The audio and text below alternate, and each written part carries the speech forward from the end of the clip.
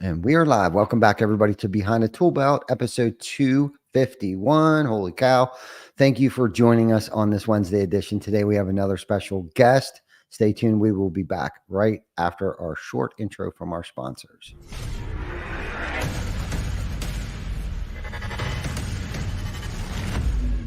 TC Backer. Roofing, siding, windows, gutter, solar. Roofing, siding, windows, gutter, solar. TC Backer.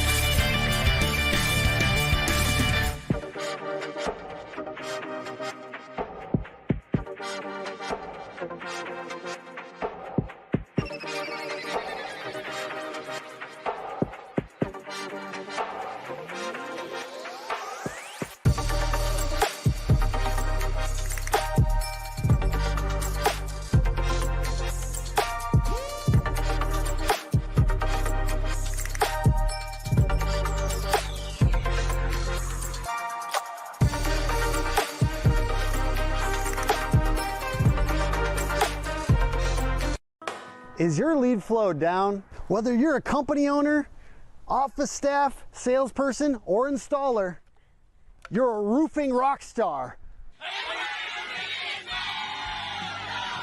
We help you get more leads with custom SEO, Google Ads, and a pro website.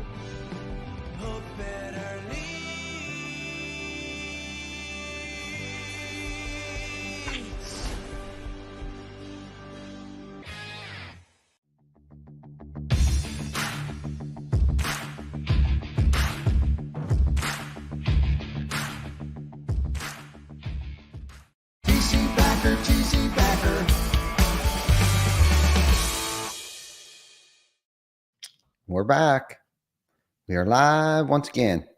Things feel off a little bit today. I just feel like I'm off, the sound's off, the lighting's off, everything's off.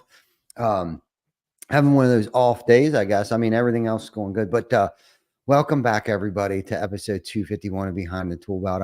I'm with my great friend, and I do consider you a friend, Randy. We actually had the honor and the privilege to speak on two stages together.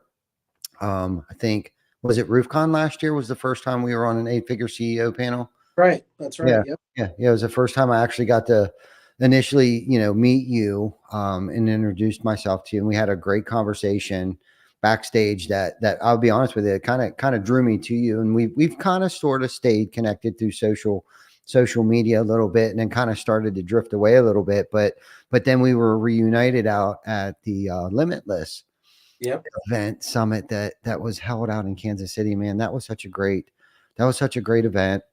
Of course, it got me thinking about you again. Like, yeah, man, Randy, don't forget about Randy. We got to get him on the show. And so I thought I'd reach out to you, man, get you on the show, because you seem like you're jamming right now. You're vibing. Things are going good. You were just, I noticed DT Roofing was named in the, what was the top 100 roofers of 2024. And that in itself is a huge accomplishment. And it seems like you're just doing things right over there, man. Nobody's got any ill words, at least not the circle of people that I travel in, which is pretty much the same circle of people that you're rolling with right now. And nobody's got an ill thing to say about you, man. And you just seem like you're banging on all 8 cylinders right now, man. And I want to ride on that coattail. I want to be a part of that vibe with you, man. So we brought you on the show and figured we'd let our viewers and listeners, maybe get a little nugget from you, figure out how you did it, and figure out what it was like, what it's like now, and kind of how you got here, kind of thing.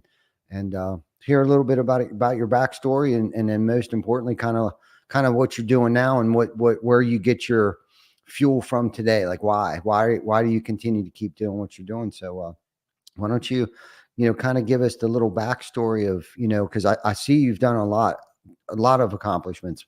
You retired. You were the former fire captain at Somerville County, Fire Department. You were a former private first class in the Texas Military Department, and the list just goes out. With the DT companies, man. Like, and I got some pretty cool questions for you to ask. Ask you about how they may coincide with each other, but we'll get to that later. So, who is Randy? Give us. Well, I could tell you first and foremost, identity wise, I'm a child of God. So I'm definitely I try to live the way I believe. And my story goes all the way back to the early 2000s when I started in IT security. And I spent over 20 years in that space, helping a software company build out to ultimately get purchased in 15 for a large, substantial amount of money. And it was right around that time that I realized that I needed to take a shift in careers. I didn't necessarily want to get back into the IT space. I'd kind of was burnt out from having the same conversations over and over. Had some great clients, worked in the Pentagon, worked with some of the Fortune 5, Fortune 50 companies that needed IT security services, and essentially go in and identify vulnerabilities for them and then come up with solutions that they could implement. So it wasn't until around, I'd say, 13 that I decided I didn't want to work from the house anymore doing that job, because my kids were loud, especially in the summers when they were home from school. My wife ordering things from FedEx, I'd get door, this was before COVID, where it was not acceptable to have background noise when you're working. And so I finally just told my wife, look, babe, I need to get a place outside of the house so I can focus on my work and not have the distractions. And I just by happenstance happened to get an office right next to DT Roofing. They had been in business at that point since 2009 and were trucking along. And being the extrovert that I am, I would, go down the hallway and make acquaintances with everybody, all the different businesses in the building. And Derek and I, my now partner who started DT Roofing, just, clicked. We hit it off, and we'd go to lunch a lot. And obviously business would come up. Well, my mom had 4 boys. 3 of them were in construction. The other one was a nerd. And so I really didn't know anything about construction or roofing at all, but I did understand business and I understood sales. And so, naturally when you're having conversations with somebody, it'll come up. And I've found that a sickness I have is I'm always trying to fix somebody else's business. I'll hear something. I'm like, well, have you tried this? Have you tried that? And it just naturally will come out. And I was doing that. And I realized my contribution was going to be limited if I didn't really understand his industry. And so I said, well, my consulting work pretty much runs on autopilot. So when I'm not traveling or I'm not doing, meetings with clients, why don't I sell for you in the afternoons and on weekends so I can understand the industry? Then I can give you some feedback on what I would do to kind of, because his goal was to try to grow the company. And at that point, the company was achieving right around $1.8 million a year, roughly.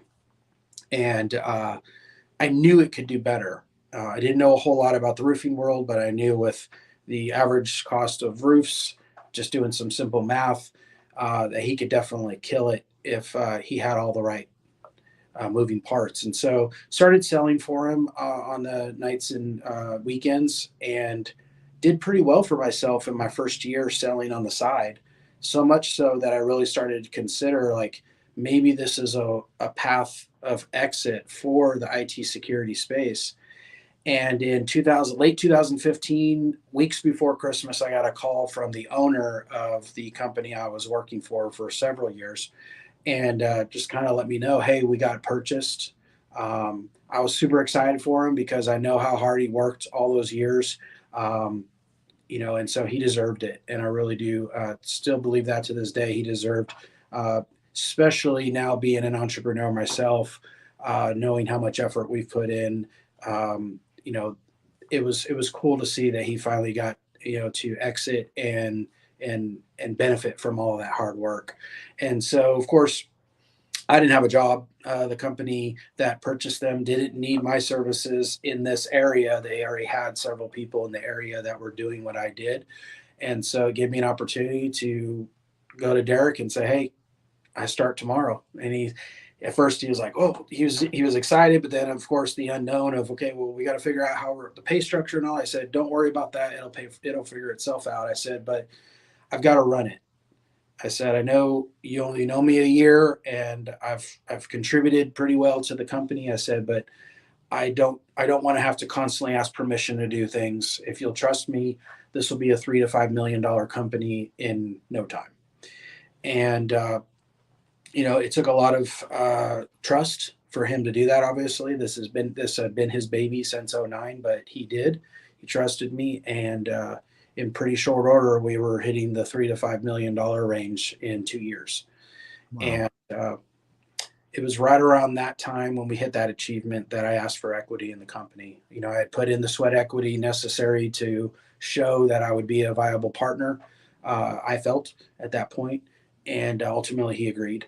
And so from that point, after becoming partners, then there was just this constant opportunity seeking that I would look for. We were doing really good in the residential roofing space, but I was sending a lot of business to other companies in other spaces because we didn't do that. I'd have a customer, my guys would say, "Yeah, my customer was complimenting on how nice their roof looked, but they just would love to paint the house." And we were sending them to painters, and we were sending them to somebody that would do a remodel. We were sending essentially all this money out the door. Mhm. And I went to my partner. I said, "Why aren't we doing this? Why don't we partner with subs that do their trade really well and offer a solution to these customers? And through that, we'll ultimately grow the DT brand as well." And he agreed. And so we initially just ran under DT Roofing and Construction. Mhm. And the first year doing it, we did about $1 million in additional business on the construction side, which wasn't terrible. The second year, we did 5 million.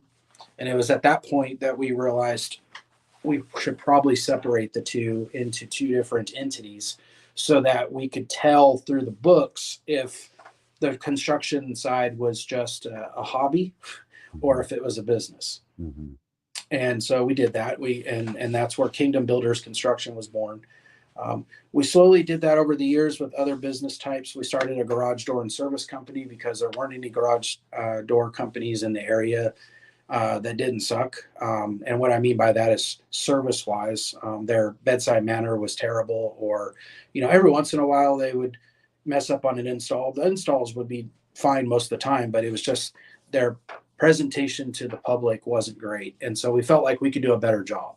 And that's been the theme of all of the businesses that we've started is we don't bother getting into it if we feel like that particular trade is well served in our area. There's no reason to compete against companies doing it really well in markets that you're not familiar with. But in our markets where we weren't familiar, but we felt like we could learn it and do it better, that's when we jumped in. And so we started our garage door and service company, our gutter company.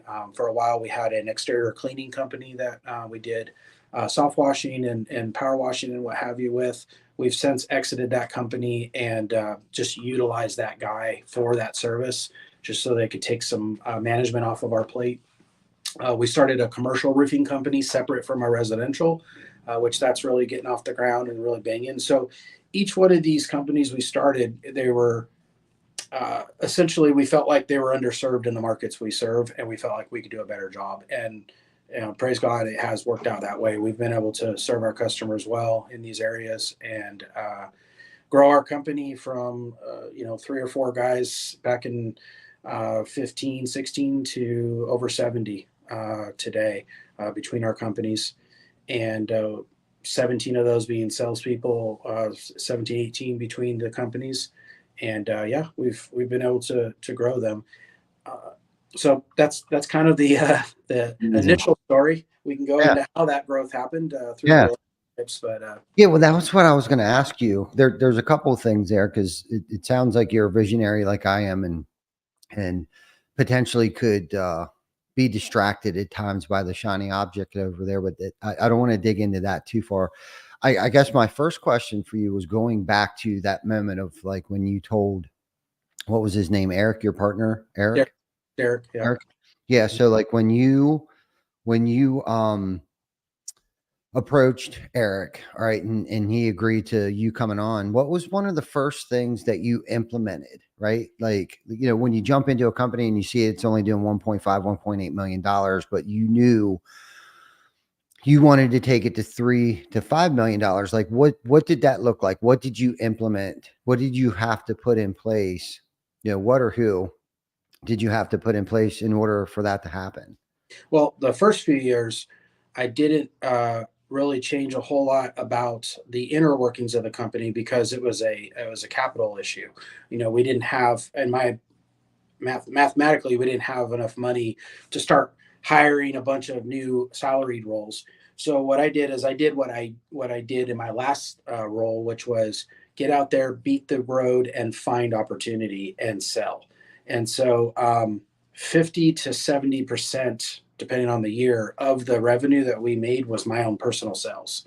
So not only was I running the sales team, I was also participating as a salesperson. Mm-hmm. After Derek agreed to equity, then the very first thing I told him after he agreed to it was, "I'm getting out of sales," and his face almost exploded. I still remember we're sitting at Christina's having lunch, and I told him, and you could tell the look on his face was, "I just gave you half my company, and now the person that's contributing the most revenue to the company is getting out of sales. What? This is a terrible idea." And so then I further qualified it. I said, "No, I've realized that I've met the capacity of what I'm able to produce for the company, revenue wise, and I would serve the company more if I were to hire a bunch of guys that met our company culture of integrity, of good moral character, plays well with others, and taught them how to sell the way I did." Then there's a multiplier, right? Then the sky's the limit when it comes to how many guys we can have on staff. Uh, any company that's out there that has had the owner as the salesperson as well understands what I mean by that. There is going to be a cap where there's just not enough. There's too many people pulling you in all these different directions. And I'm married. I've got 6 kids. I now have 4 grandchildren. There's only so much time for both the work life balance. I needed to make sure that I was focusing on my family as well, and so this was going to give me an opportunity to not only help grow the company through a multiplier, but also to spend more time with my family, and so in 18-19 range, it was actually just as COVID was hitting is when we had our largest growth spurt in the sales side. And like I said a moment ago, the people I looked for were not people that sold roofs before.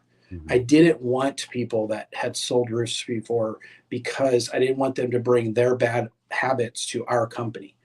I wanted them to, like I said, have good moral character, integrity, plays well with others, then teach them how I did it in the field, and then just let everybody multiply off of that. And then when we did that, we saw our growth go from 5 million to 7.8 million to 10 million. And then we realized the growth or the process we were following as far as finding people, not necessarily that fit the role, but fit the culture, worked. And then the sky was the limit at that point. We continued to grow from 10 million to 20 million. That was a jump that year. And then 20 million to 24. And we'll do over 40 this year between our companies, but 30 of that's roofing, residential roofing. And the only way we were able to grow the company was by multiplying the number of bodies out there that were doing it the way we taught to do it, and making sure that we put the right people in those roles. We don't want guys that are out there being shoddy and kind of, the icky feeling that our industry often has attached to it. We wanted to change the minds of customers. and say, well, I've always heard the roofing industry was terrible, but you guys are certainly the exception. And that's what we aim to do for our customers. But one of the things that I did when I got into roofing sales at the very beginning of coming onto the company was I didn't know all of the traditional ways that roofers sold, right? I was an IT security guy who reached out on LinkedIn to CIOs and CISOs and IT technologists and what have you, and would build a relationship where I'd have permission to meet with them, to go have lunch, to go visit their site, and build a relationship where they trusted me as a person. And then I would earn the business because they liked me and because of trust, not necessarily because of the dollar amount, right? They always say that pricing is only discussed when value isn't apparent, right? And so I would try to make sure they understood working with us was the right decision, not only intellectually, but also relationally. Like, we're here to see you succeed. So when I got into roofing sales, that's the way I approached it. I didn't approach it with a bunch of door knocking on residential doors. And I talk about this at RoofCon, and I also talked about it at Limitless, that it is necessary to do that. I'm not saying that's not a necessity. But what I did is I asked myself, which professionals require roofing in order for them to be successful? And ultimately, I came up with realtors, insurance agents, and property managers all rely on our profession in order for them to be successful. So I started focusing my efforts on building relationships and bringing value, a valuable service to these three types that would then cause them to always call me when they needed it. So I in the book we just released. That it actually be released at RoofCon with I'll murder his last name. Zabatny. Yes, Zabatny. I think you're as well. Yeah. The chapter is called, I believe, "A Secret Sales Force," and it's describing literally this process. Like, once I had all of these professionals calling me, I didn't have time for company generated leads. People calling in and saying my roof is leaking. I don't have time. Give that to the other sales guy. I don't have time. I'm constantly getting called and text. And so all I did was just teach the new guys that came in the exact same process. If you go out and you build relationships, then your phone will be ringing so much you won't have time for company generated leads. And then that's how we'll know when we need to hire another salesperson, is when my wife, who's now responsible, she wasn't when I started, but who's now responsible for any inbound leads that come in, she'll reach out to my VP of sales and say, you need to hire somebody else because we only have 3 of the 17 guys on round robin accepting company leads. And so then she'd know that's when we know we need, because all the other guys have so many relationships calling them constantly. And in our company, we commission based off differently, based off of a company generated lead versus a self-generated lead. And so naturally, if your goal is to do really well financially, you're going to focus on self-generated leads. And that's where my top guys get their leads from. So they don't have time to deal with the company. And so all we did is just take all these guys. We had radiologists, a teacher, a retired firefighter, just all these different walks of life that never sold a thing in their life. In fact, one of my guys, Kenny, he literally called about a role we had with our power washing company and sold me on, hey, I know you have this role open, but I'd really like to sell for you. I'm like, well, we're not really looking right now.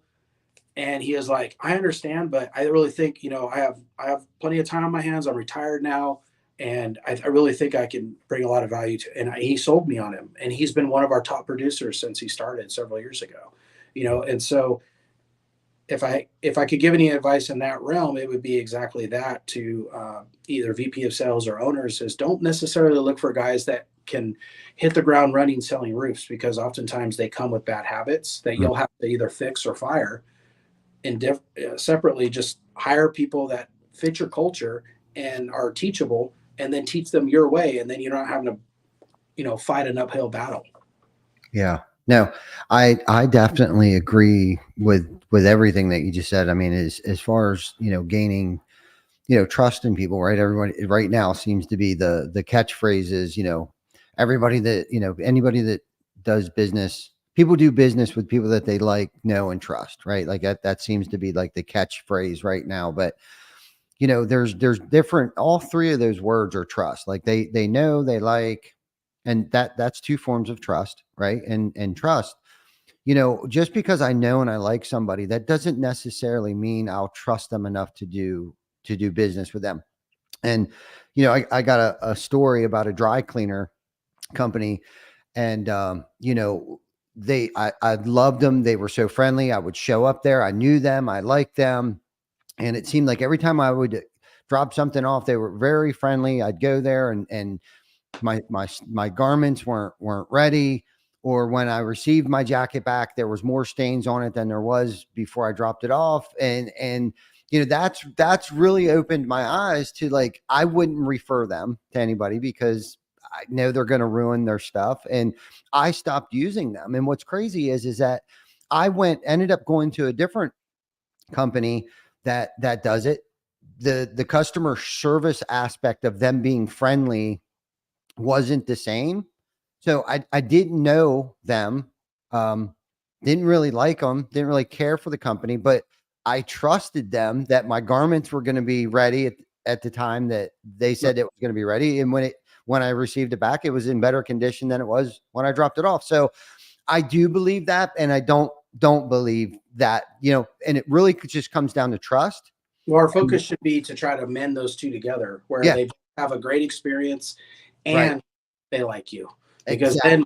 then when you have that and you meld those all together, as I believe we have, then 750 plus 5-star reviews on Google with a Mhm. 5-star rating, which everybody that understands mathematical probabilities is really hard to get to, without getting a 4.9 in there, because there's certain people you're never going to make happy. Mhm. That's how you get there, is making sure people have amazing experiences, even the people you don't do business with initially. The Mhm. people you go out and you inspect their roof and there's nothing wrong with it. Great news. Be Yeah. excited to tell them that. They're Mhm. going to be apologetic about wasting your time. And you're like, hey, it's not wasting time at all. I'm here for a relationship.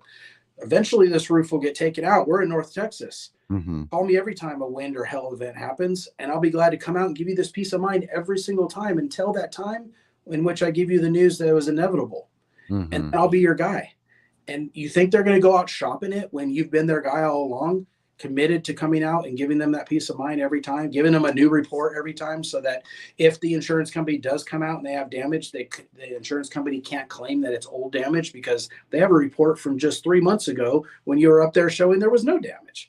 And so it's just these little fine tuning things that if we just, I talked about it at Limitless when I did my talk up on stage. I was a little bit eccentric when I showed up with my cowboy hat on, and people that know me personally know I also have a ranch here in Texas, and I use the example that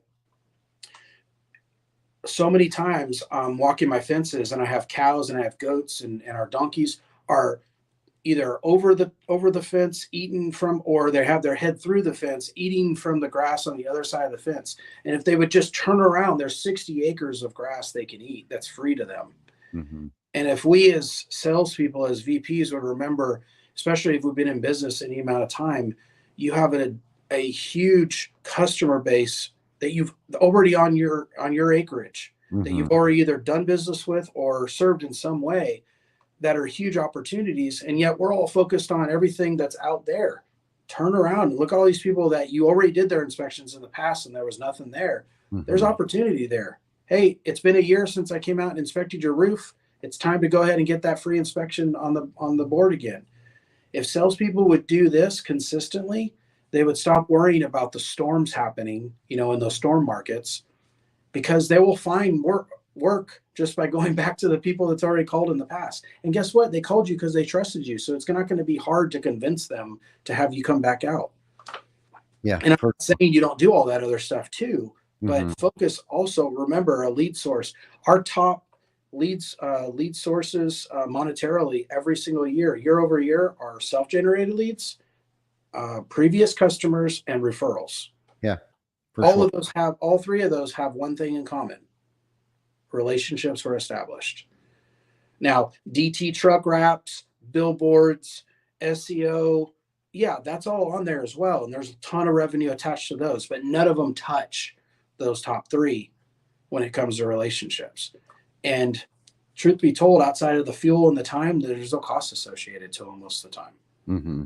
You know, when I tell people what my percentage of marketing actually is, you know, everybody tells me I'm supposed to be spending 5 to 6% of revenue.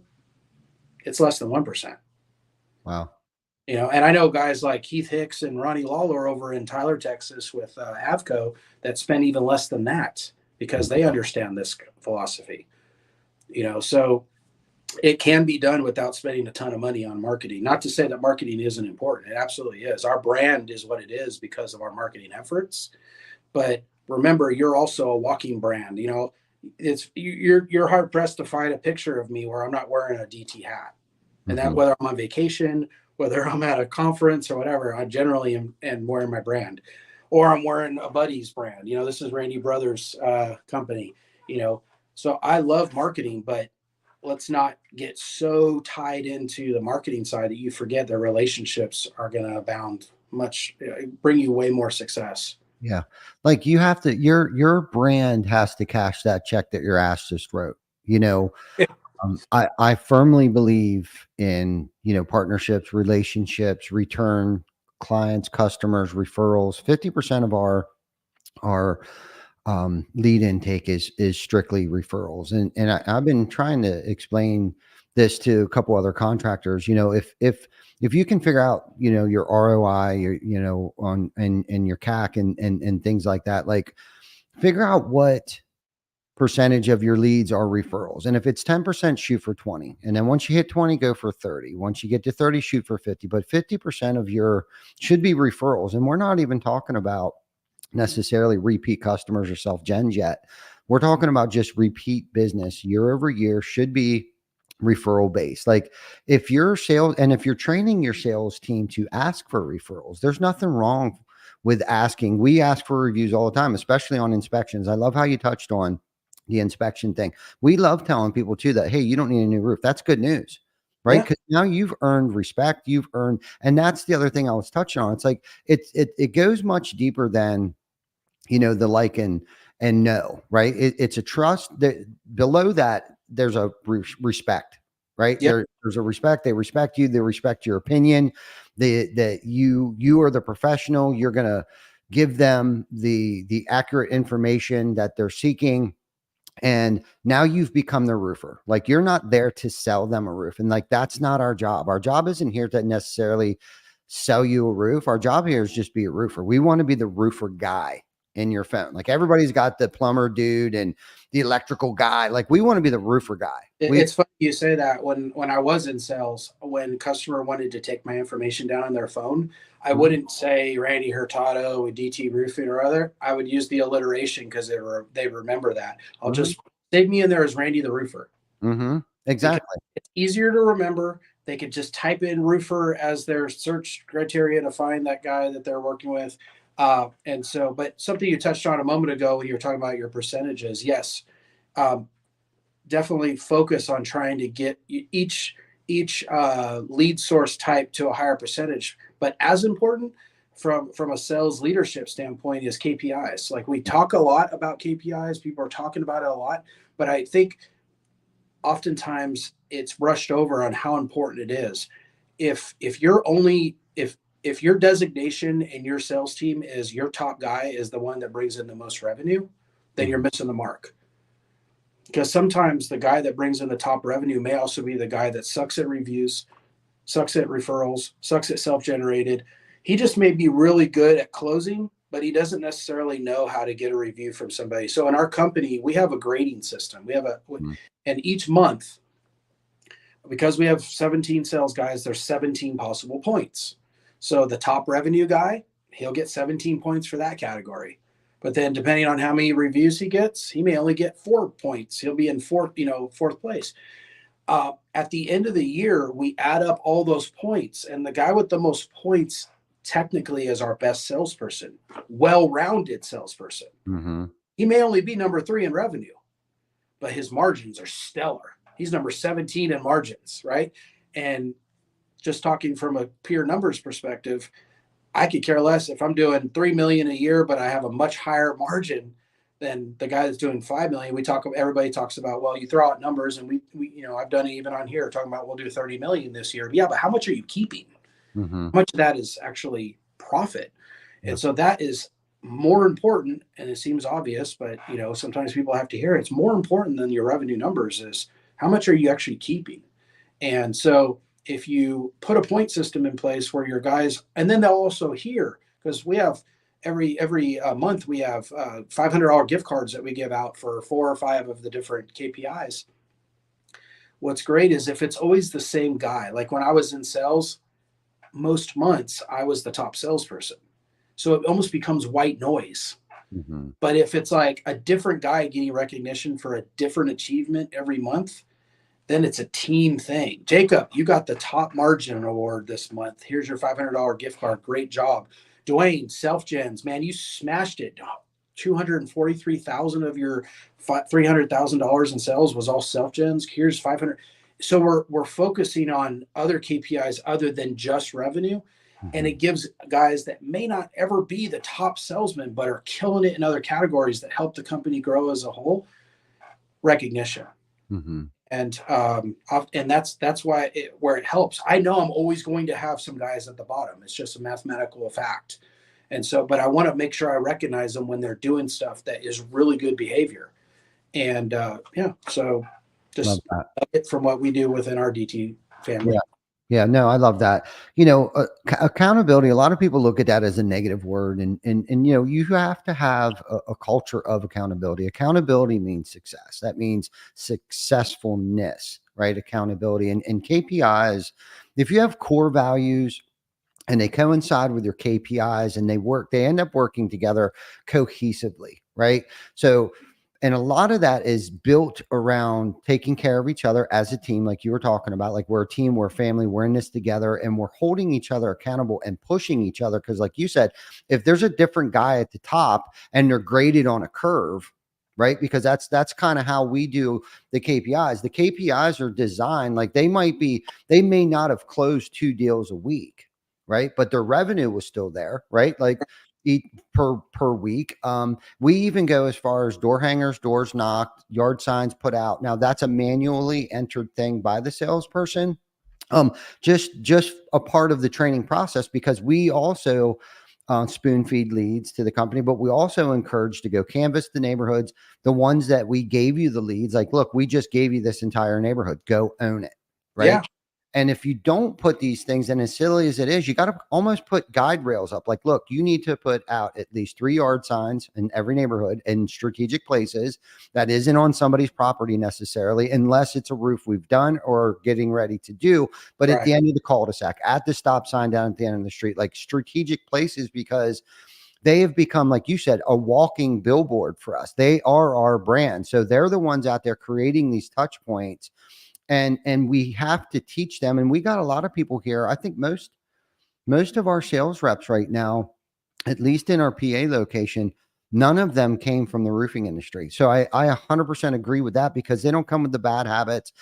And we've brought people in from the roofing industry, and we have a couple down south and stuff, but they tend to be, unfortunately, not the ones that we have right now, but the ones that we have had in the past seem to be the ones that come from a bad culture, that are used to being ripped off. So that it's almost like they're paranoid, and then they don't ever follow through.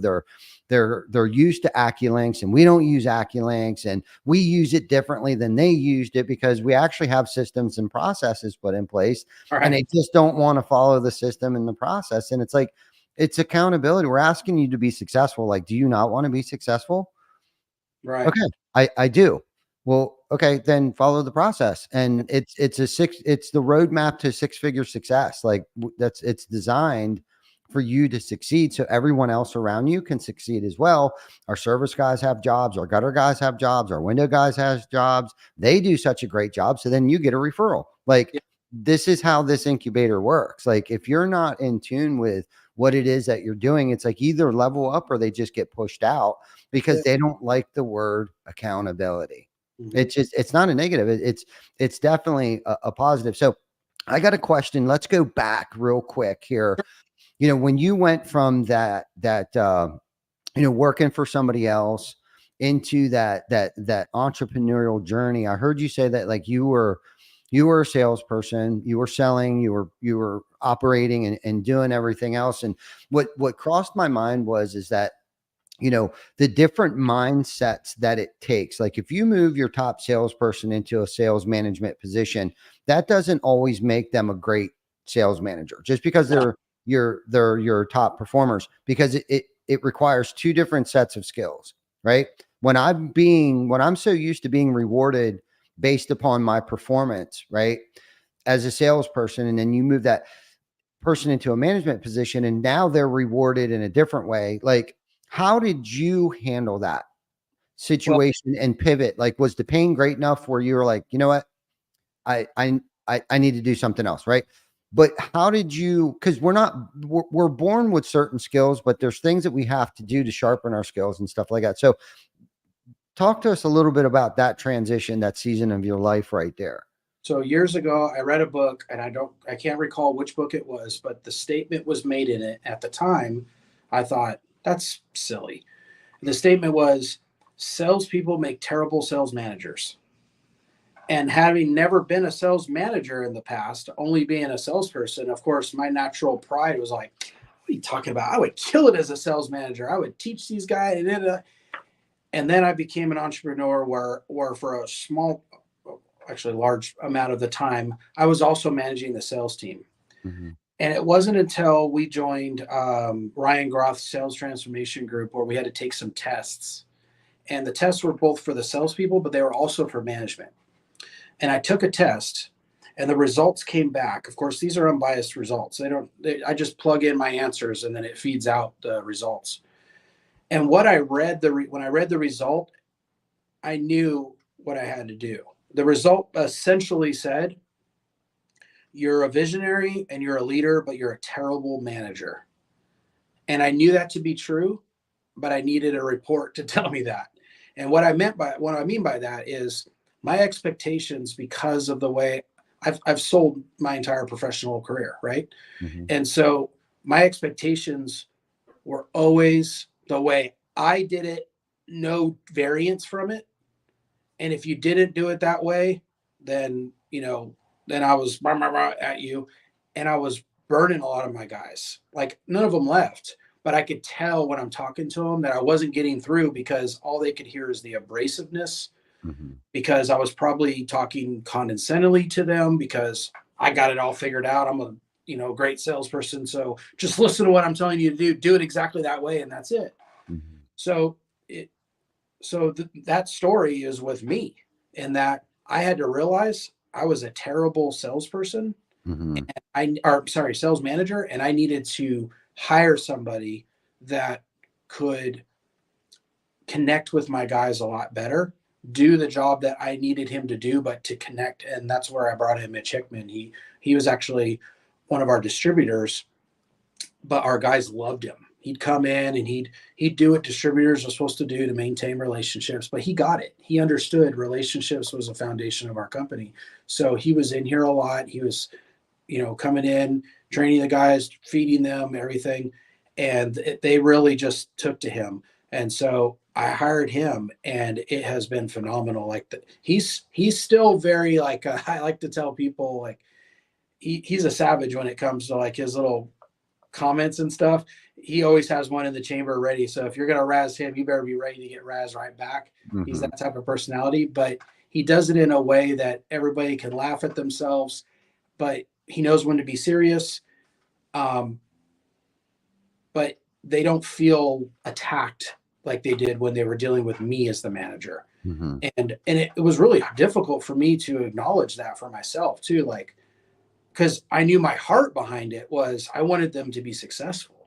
It wasn't because I was just being an ass. I wanted them to be successful.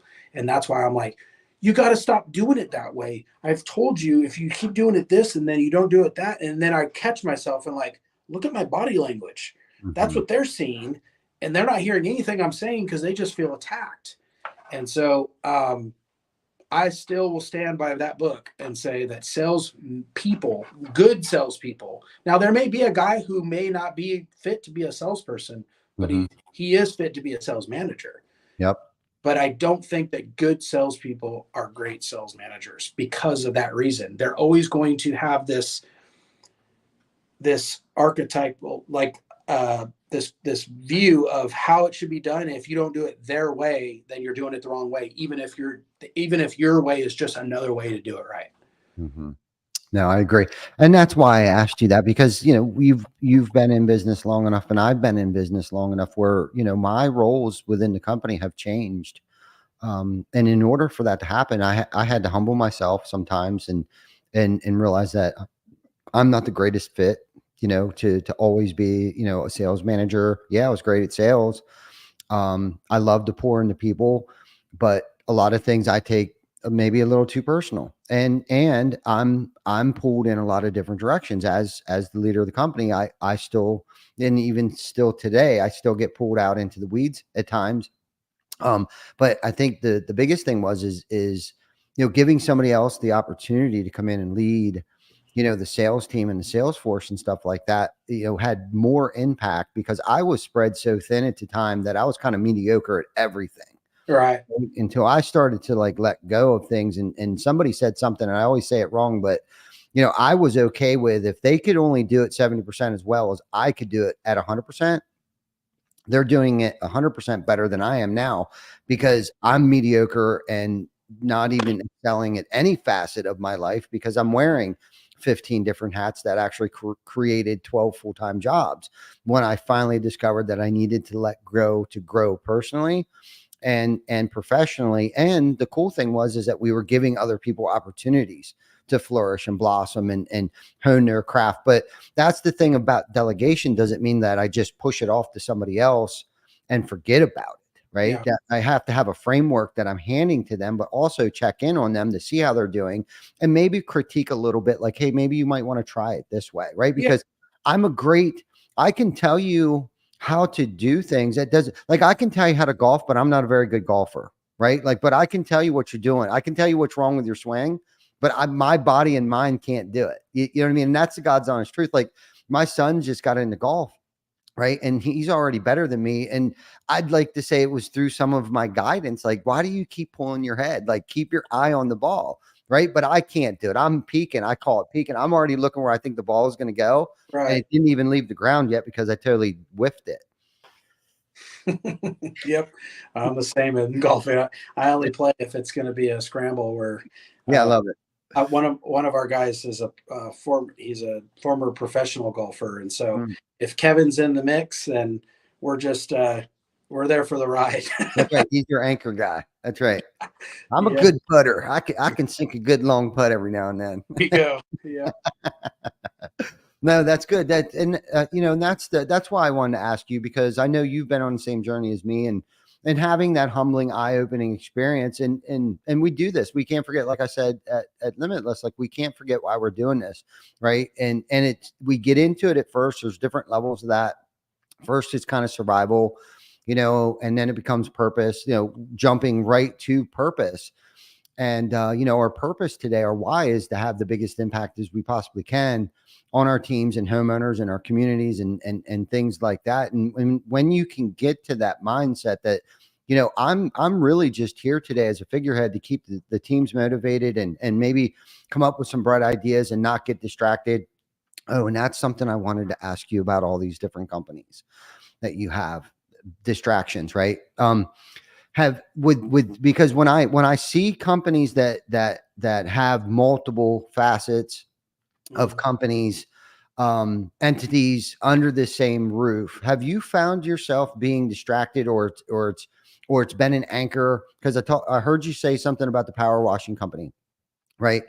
So I don't know exactly what happened there, but like, Okay, so we've gotten involved with a couple things over the years, and we found it just easiest to like kind of cut our losses or unload it, sell it, exit it, and things like that. So for you, how have you been able to identify if what we're going to get involved with complements what it is that we do now? Like it's not too far off the track. We're already at the house. We might as well just power wash it too, or whatever, right? So that instance would complement if you're a roofing and siding contractor. It power washing would complement what it is that you do anyhow, because maybe they didn't need new siding, maybe it just need washed, right? So adding that facet to it. But have you found yourself adding things to it that you think is such a freaking great idea but have come to realize that it hasn't been? So oftentimes we don't know until we've tried something. I wouldn't say that we regret. We started the soft wash company in 19 and we just exited this year. So it year over year did well in revenue and the margins in that world are excellent. Mm-hmm. The problem we had was leadership.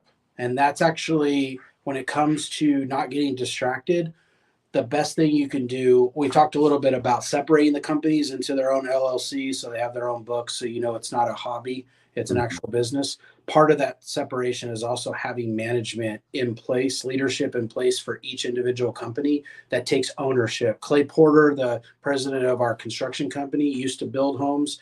He treats Kingdom Builders Construction like it's his company. And so we don't often have to get involved in the day-to-day operational side. It's not until there's some, most of the time it surrounds money being spent is when Derek and I need to get involved and give the okay. But other than that, we have a leadership meeting once a month with all of the department heads for all of the companies, and we discuss all the variables that they need our input on, and or things need to be addressed or what have you. It's also when we pick our employee of the month out of all of our staff, out of all the companies.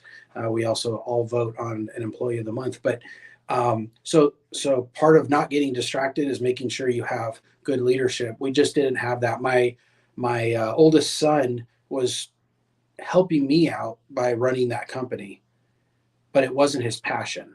Mm-hmm. And so because it wasn't his passion, it wasn't being led. It wasn't being led well. He was getting the jobs done that we were putting in front of him. But as far as it growing from anything outside of just our sales guys seeing an opportunity and selling it, that wasn't something he was interested in doing. We were basically giving him the business and saying, it's yours, build it. And it just, he doesn't fall from that. That apple didn't fall from this tree as far as that goes. He's more, now he works in the oil and gas world where he's building the equipment that they use for that world, and he's enjoying it. He's thriving. He didn't want to be an entrepreneur. He didn't want to be the leader and have that responsibility. And I'm okay with that. That's very mature for him to identify that and say, this isn't me. I was doing this to help you. Yeah. And as soon as I figured that out, I had somebody already in the queue that had a window washing company locally that was going to start offering the services we offer. And so it was natural just to say, well, you can either go out and spend a bunch of money to compete, or you could just buy the company off of us, and then you're already ready to hit the ground running. And so it worked out well all the way around. It also was our lowest revenue company. So it was easy to exit that one. If it was, commercial roofing, I'd probably say, no, we're going to give this one, we're just going to get better leadership in place. But with that one, it was our opportunity to go, well, it is our lowest performing revenue wise company, even with the margins being where they were. Let's just go ahead and exit that, continue to give this guy the business that we get from the need so that it blesses him and keeps our customers happy. And then we can focus our efforts on the businesses that are thriving and really doing well. Yeah. And that's kind of how we handle that, is not getting distracted by having good leadership and being passionate about what it is that we're offering. Yeah. If you get into something and you realize that you're not happy doing it, get out, because it's not going to change. Yeah, no, that's a great response, Randy. It is about not how am I going to do this, but who are we going to get to do this? I'm a firm believer in that, or else we wouldn't probably be where we're at today.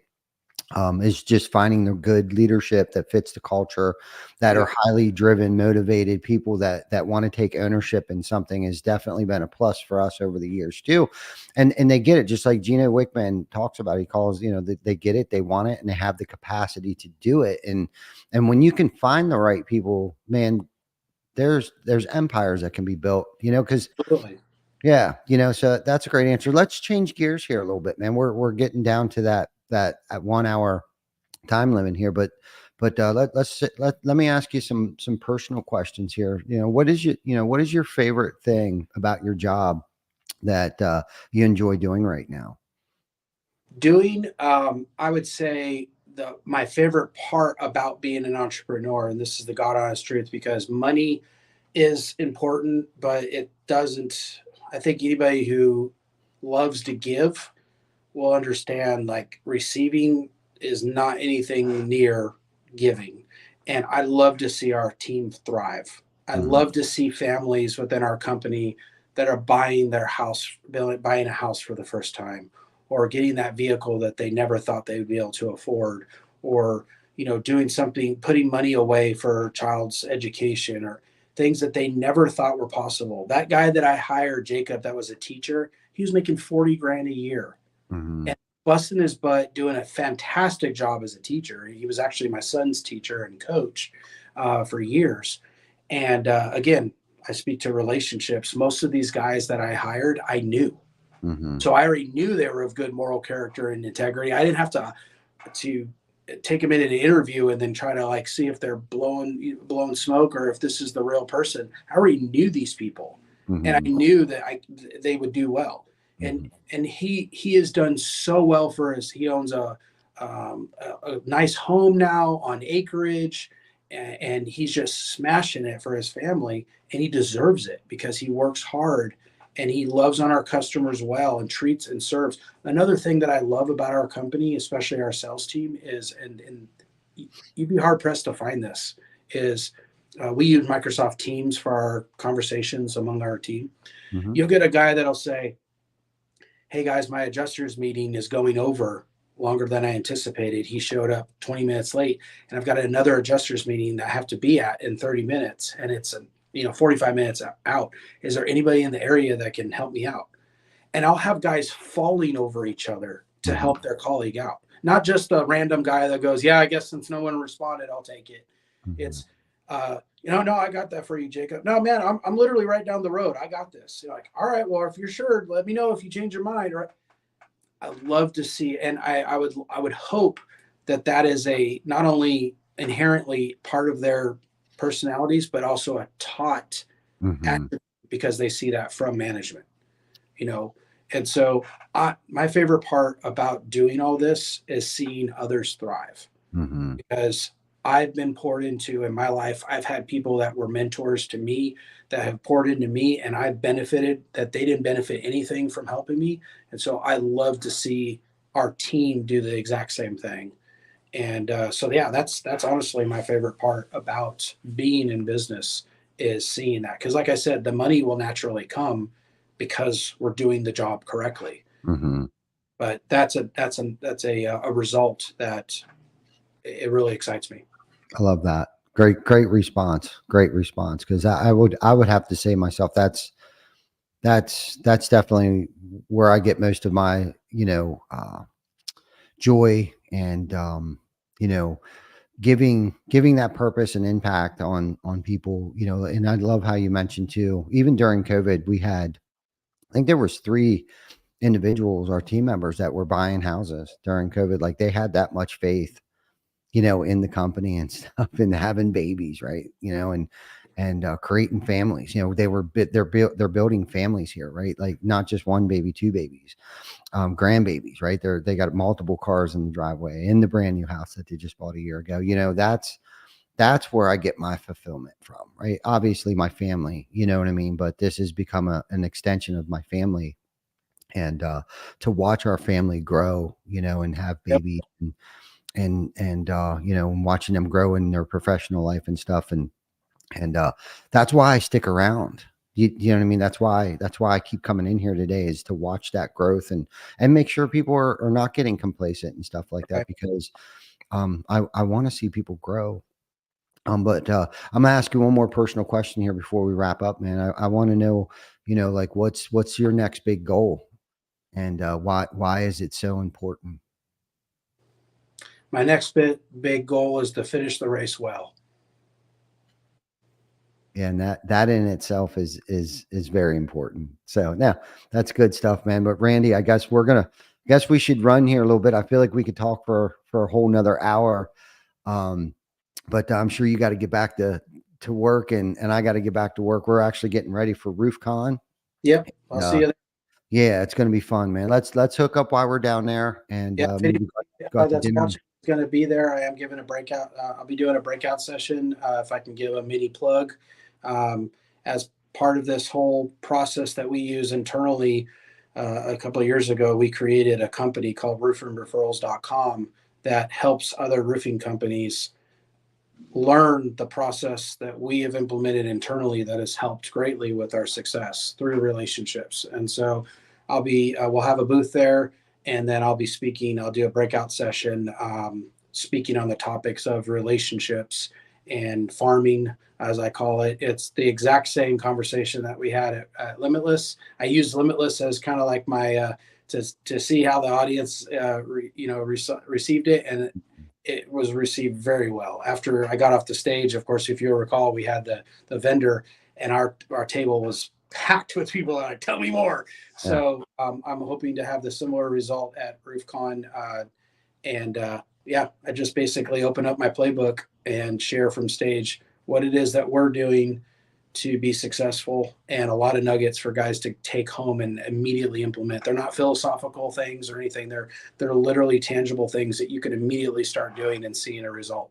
Yeah, I like that. I like that about your breakout there at Limitless. It was tangible things that they could actually leave with. Like, you told them exactly what you're doing. There was no vague or gray areas like where it was leading to more questions. But but how did you do it? Like, you explained to us exactly how you did it, and I think you might even have mentioned that it might have been just a person one-on-one conversation, or you might even set it up on stage. Like, when you leave here, you're going to know exactly how we did it, because I'm not going to hold back. Yeah. And I think that in itself is true leadership. Transparency, you being okay with you, and sharing how you got there. Because I think a lot of people get up on stages and it's all about them. Like, look how hip, slick, and cool I am, and we're a $50 million company, but don't really tell you how to get there. Right. Like, Oh, that's and, great. and the caveat I always give is I have zero concern sharing how I get there, because statistically only 5% of the people that hear it are going to do anything with it. One. Mhm. Second, you're not going to outwork me. Mhm. You're Right. not gonna outwork me. So if you're implementing the exact same processes in my region, I'm friendly with a lot of the companies I compete with Have locally, to be. and they can know the entire playbook. They can watch these. They can be at the show or write it all down.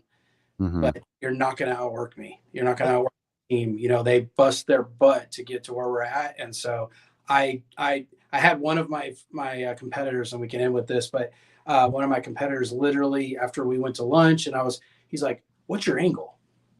I'm like, "What do you mean?" He's like, "Well, you're liking my guys' post and telling them great job, and when somebody says something about our company, you're giving our company credit and all that. I don't get it." And I'm like, "Because you're doing it right. Mhm. You're doing it the right way. You're not taking our industry the wrong way. You're showing people that there is a right way to handle it. As long as you are doing it the right way, I'm a fan. But you're not going to outwork me.